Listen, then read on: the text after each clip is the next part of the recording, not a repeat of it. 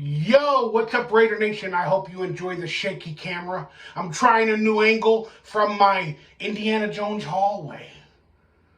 Yeah, why not? It's right next to my bathroom where I spend a lot of time in.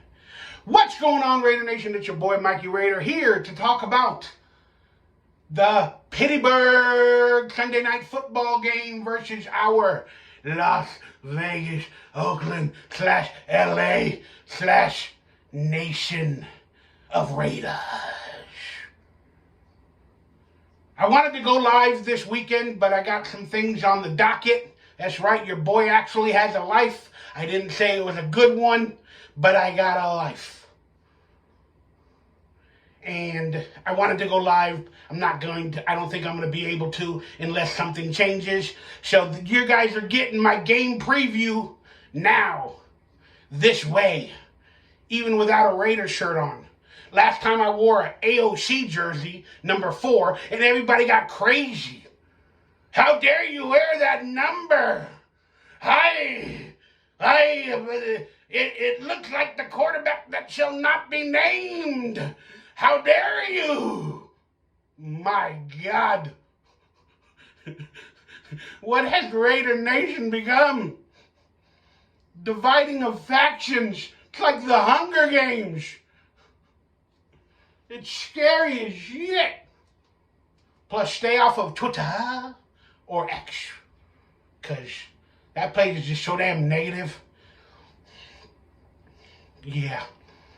It's like a Atreyu when, the nothing is taking over. Some people might know that reference. If you don't, you're not old enough to be a real Raider fan, to know the debacles. If you don't know that reference of Atreyu and the nothing from a movie, you're really not old enough to understand the real Raiders and how we don't have a winning culture anymore. All right, I'm done. Let's talk about the Pittsburgh versus Raiders game. That's right, we're coming off a debacle. We didn't look good in any facets of the game. A lot of people that were on the side of McDaniels and Garoppolo, or they were in the middle, because of the divide that we just spoke about. A lot of them are like, I don't know. Maybe Mikey Raider and some of the other Raider people that are speaking the truth, maybe they're right. I mean, we're speaking the truth. Well, you can't handle the truth?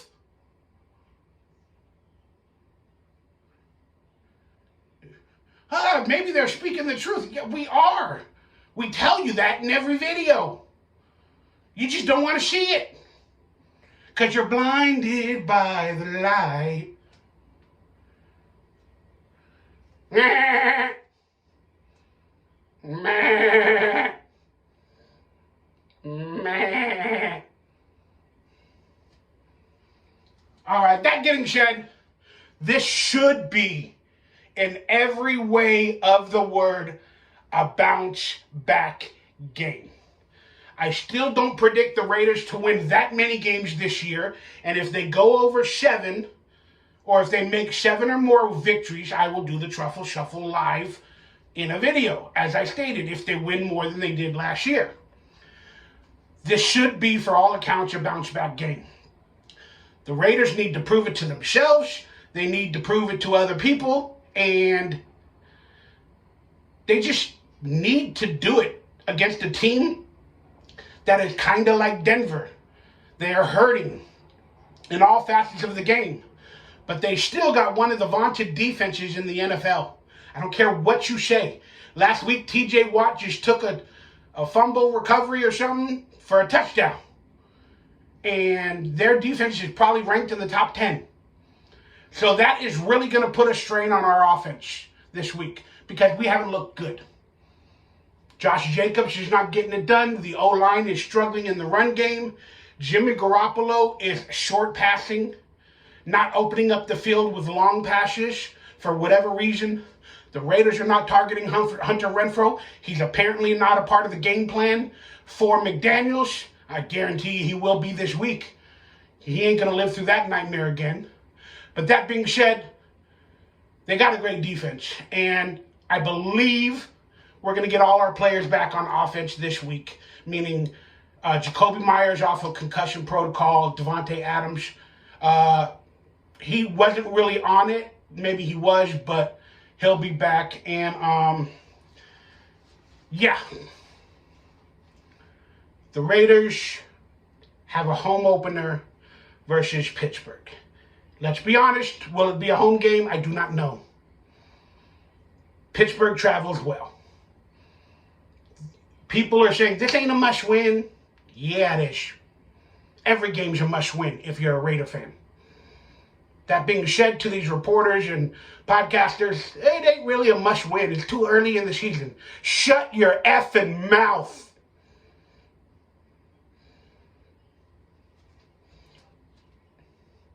Shut up, bitch! What is that, a WWE meme? But yes, it's a must-win. And we need to look better on offense. We're averaging, I think, like 13.5 points on offense. And then we're giving up, what are we giving up? 27 points on defense. It's not a winning factor. Just saying. Now, for the defensive side of the ball, they got to free up Max Crosby. He's all we got. Other players need to step up, but can they? Tyree Wilson, again, he's strong at times, and he has a lot of effort. I saw a play where he ran down a wide receiver or a running back or whatever that, ran 20 yards down the field. He was out of the play, but he literally ran down and helped get the tackle. So that kid's got effort. I'm going to give that kid that. But again, for where we drafted him and what he's playing at, I have issues, okay? I have issues. I'm going to leave it at that.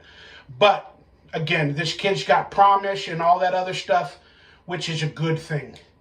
But for an ailing Raiders team, for the first pick of the draft, it feels like a project. And they recently said that in press conferences once he got cleared to practice. They're like, oh, it's going to take him a while to get acclimated and, to learn the system and to, we're going to work with him.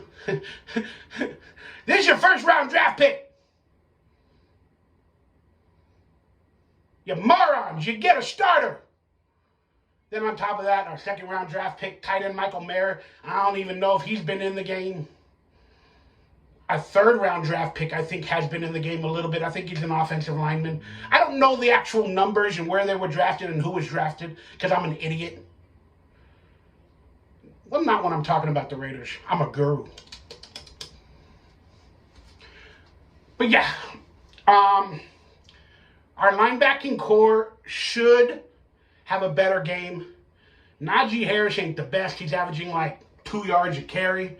But that Jaylen Warren kid got used last week, and he's going to tear up the Raiders if they continue to play as if they did with no coverage skills or in zone, not taking the right angles, and not getting pressure on their quarterback, Kyle Pickett. There was one play where Kyle Pickett last week threw it down the middle to George Pickens, Pickett to Pickens, for a touchdown. But, that was a quick pass play. And we can be exploited like that. But they're an ailing offense.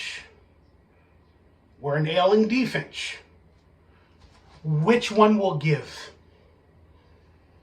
Some of the young players, this should be the game where they make a play or two. An interception, a sack. And again, against Kenny Pickett and Najee Harris, there's going to be opportunities if the Raiders' defensive coach schemes it up right.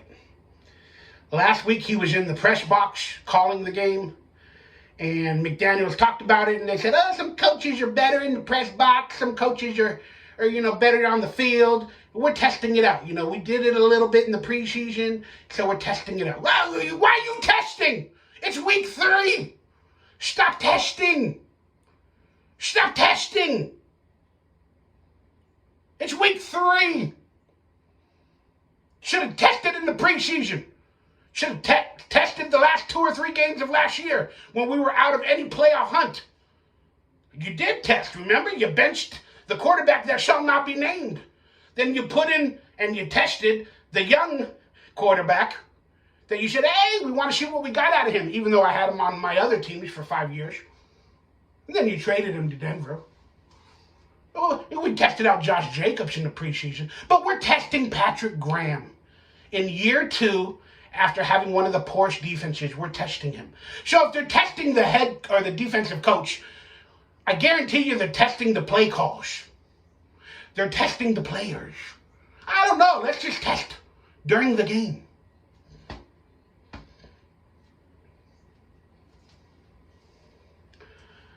Let's see what Patrick Graham does this week. But look, from my simple-minded perspective, he's Simple Jack. I'm not Simple Jack. But from my idiot perspective, this should be a good matched game on both sides of the ball. On offense, we need to target other players besides Davante Adams. Again, in that first game, it was all Jacoby Myers. Just like it was last season in the first game. It's like the same game script from Josh McDaniels. Literally, go back, look at the first game. We didn't have Jacoby Myers then, we had Davante Adams. So they threw the ball 12 times to Jacoby Myers in the first game last year. Then in the second game of last year, they threw the ball constant to Mac Hollins. Remember, he had a big game. People picked him up on fantasy football. Well, what did we do this year? Kind of switched it up. In the first game, we threw the ball almost always to Jacoby Myers. You know, that'll get him. That'll trick him. Instead of Davante, we'll test Jacoby.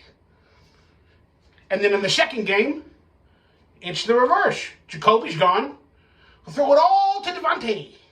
And we'll leave him in the game when there's 3 minutes left and we're down by 21 or 24 points and we've lost the game and we've already pulled out Josh Jacobs, but we'll leave Davante in there to possibly get a head concussion. You're a genius, Josh McDaniels. But they threw the ball constantly to Davante Adams. So, by reference, if every week a receiver gets thrown the ball or targeted 10 times or more, this week it should be Hunter Renfrow. But again, he doesn't like Hunter Renfrow. He's trying to get us to sour on him, and he doesn't know how to use him in the game plan. Because his game plan, truthfully, people say, oh, well, Jimmy Garoppolo needs to make his reads. His first read, his second read, his third read. Y'all are morons! All you reporters that think you know football, oh, look, you know, this player was open here, he was open there. It doesn't work in Josh McDaniels' system. Josh McDaniels' system is this. All right, it's first down and 10. We're going to run the ball. We're going to force Josh Jacobs to run the ball. And I'm expecting Josh Jacobs to get 6 yards or 5 at least. Now it's second down and 5 or second down and 4. What are we going to do? Well, if Josh Jacobs is running the ball on first down, getting 5 yards, and we're on second and 4 or second and 5, he's averaging 5 yards. What are we going to do on second down? We're going to run the ball.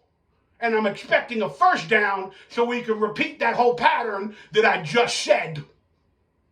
But in case we don't have to, in case we have to throw the ball, I'm going to make a play call that only targets one receiver. And everybody else is being blocked or they're there for no reason. They're running a route for no reason. But there's going to be one player that's going to be targeted and open. And that player will be, well, it's either Hunter Renfrow, which we know it never is, or it's Jacoby Myers, if he plays in the game, or it's Davante Adams. He makes his game calls for one player. And then during the game, even if that player is double teamed on that play, they don't make adjustments. No, the play call is meant to go to Davante Adams, 8 yards on the left side of the field. That's where Josh McDaniels, made the play call.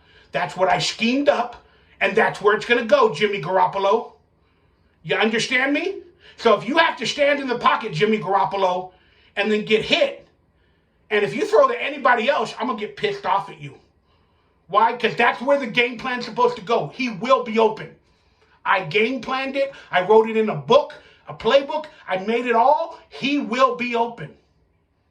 Get the ball to him. And then if you don't get it to him, I'm going to be mad at you. Just like the quarterback that shall not be named last year had the same situation. Then in press conferences, hey, what happened on that throw, quarterback that shall not be named?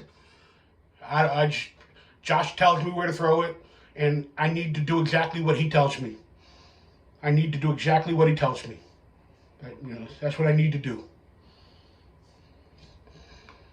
The proof comes out a year later for most people. But a lot of us saw the truth last year. Long story short, it should be a better game. It should be, by all graces of the word. Everybody should have practiced harder. Everybody should have game planned harder. And we match up with Pittsburgh a little bit or a lot better than we do with Buffalo per se. And their leadership and their team and their culture that they've built recently. And this is kind of like, in my opinion, it's going to be kind of like a Broncos game, where I'm not saying we should win, but it'll be a close game, and I'm hoping we do win. I still have a lot of reservations and a lot of thoughts, and I'm scared AF, like many of you are, to watch this game on primetime. Will this be a coming out party for the Raiders this season to look as good as they did at one time during that Buffalo game? Or will this be the truth hitting us all in the face of how bad of a team we actually are in week 3?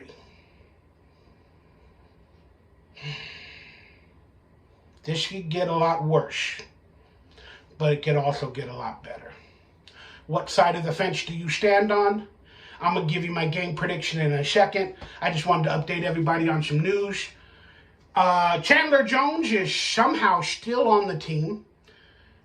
He's been placed on the non-football illness or injury list where he is not getting any game checks. And his base salary is only $1.8 million. So, technically, all the other millions come from workout bonuses, roster bonus, being on the field, whatever. Maybe sacks or, inclusions that were added. But his base salary is under $2 million.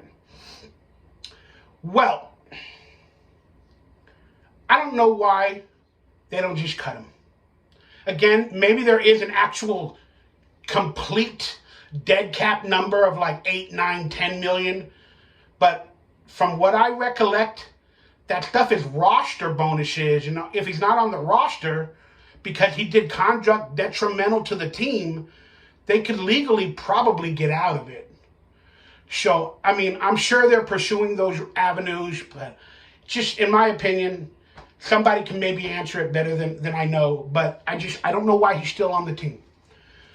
And I know they placed him on the non-football illness list for his mental capabilities or lack thereof at the moment. But he was still on the team for like the preseason and the first 2 weeks. And if now that he was placed on the list, he's not getting any game checks, that means he was getting game checks before.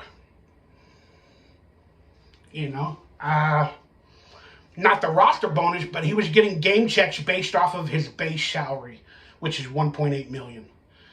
And he's still on the team. He's apparently out for 4 weeks on the list. I guess they're hoping to fix whatever's wrong with him, bring him back onto the team, and that's why I don't like this decision. I don't understand it. And somebody quoted on my Twitter or my X, and they said, it's because, his mental health. They're looking out for him. They're trying to protect him. They keep him on the team, keep him a part of a family. They keep him part of a family and they try to help him. That's good, Mikey. That's good. They shouldn't just cut him outright. that would be giving up on him. Okay, I understand that point. But hasn't enough damage been done? I mean, those were some serious accusations. I don't care whether you have a mental health problem or not. Everything he's been doing or saying, and he only has a base salary of $1.8 million, you're gone. The best way to help people is to cut him off. It's my opinion. And I know they cut his money off now and whatever, but just, why is he still on the team? Basically, even though he's on the NFI, the non-football illness injury list. They've cut players for less than these accusations. And they have cut and released players that had mental health problems as well. What are you talking about? The quarterback shall not be named had a mental health problem. He wasn't that good a quarterback mentally in the fourth quarter in the red zone. They benched and cut him. But he didn't make accusations of child abuse or pedophilia or molesting. No, he just played bad. We're going to bench you, cut you. All right, we got a guy, player. Man, I'm a real N-word. Man, I will dead-ass kill you. I will dead-ass kill you. I will dead-ass kill you, my N-word. You're cut. You're gone. I don't care about dead cat, whatever. You're gone. You got some mental health issues and you're showing a GUN. You're gone. Okay. Then we got, Henry Ruggs, mental issues. I'm going to go out and, have a good night. I'm going to go bowling and get effed up and whatever. And tragically hurt somebody. You're gone. You're gone. John Gruden, yeah, your lips look like Michelin tires. You're gone. You're gone. I don't care if you still got money on your contract. We'll figure it out. You're gone. But Josh McDaniels and Chandler Jones is like, hey, man, the owner of the Raiders is a pedo. He touched my goddaughter, my stepdaughter, my granddaughter. I don't have a kid. Those are some serious accusations. But you can stay. You can get paid for 2 or 3 weeks. Then we'll put you on the non-football injury list, and you'll still be a part of the team. And hopefully in 4 weeks, you're feeling better, and you can come back to the team. Everybody else is gone. Not Chandler Jones, former Patriot, former Josh McDaniels lackey. It's because he loves him. It's because he loves him. Or does he really have something on somebody? I doubt that. I'm just saying this looks bad to me from a Raider fan. Again, everybody else has been cut for far less and released. Not everybody. Some people did far more than an accusation. But I gave you some examples that I consider on the same scale of what Chandler Jones is doing. But again, it's tick to tack. You might not agree. But yeah, I don't understand it. These have repercussions. And again, he traded Darren Waller for whatever reason. He's probably going to get rid of Hunter Renfrow for whatever reason, but he'll stick with these people. I mean, that's why I loved our locker room a couple years back with Rich Bisaccia and the quarterback that shall not be named. They have faith. They feel like family. And not everything they do seems like in despite or in lying or in a snake fashion or I'm going to do what I want to do where they don't think about anybody else. I don't know. Just doesn't feel right with McDaniels and the regime. That being said, thank you guys for listening. Let me give you my final sport predictions for the Pittsburgh versus Raiders Sunday night football game. If I get a chance to go live on Sunday night and react, if my computer's working or maybe even my phone, I'll try my best to do that, guys. But please, thank you for being a part of this channel. Please subscribe, hit that like button. Consider becoming a member. Couple bucks, it really helps me out every month. I know I need to do more exclusive content and all that other stuff, but I struggle in life a lot, guys, and I hope you understand. I'm not the perfect person. I'm not a perfect person. We go to bound. I wish I was special. Cause Raider Nation, you're so very special. But I'm Mikey Raider, and sometimes I'm a creep. I'm a Josh McDaniels. What the hell am I doing here? I'm a patriot. I don't belong here. I'm a creep. Sorry, I just had to do that. All right. The Raiders get a victory. 23-21. That's how close it is for me. That's where it honestly can go any side of the scale. But since I'm a Raider fan, I'm going to add that little dash of positivity that's needed to my glass that's normally half empty. I'm going to add that dash that the Raiders get a victory versus Pittsburgh, because we always play them well.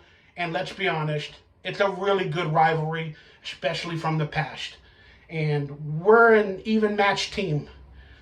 It all matters who makes a better coaching decision at one play or another, or what player makes a good play at one time or another during this game. The cards will fall where they may. If we lose, well, more drama for the Raiders.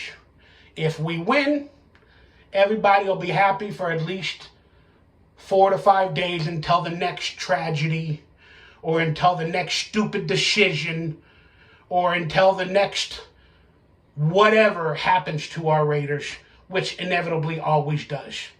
If you're a Raider, expect drama. I'm Mikey Raider. The Raiders win 23-21 versus the Pittsburgh Steelers. And thank you guys for chiming in. Have a blessed weekend if I don't see you. I love you. God bless. Stay happy, stay healthy, stay blessed. Let's go, Raider Nation.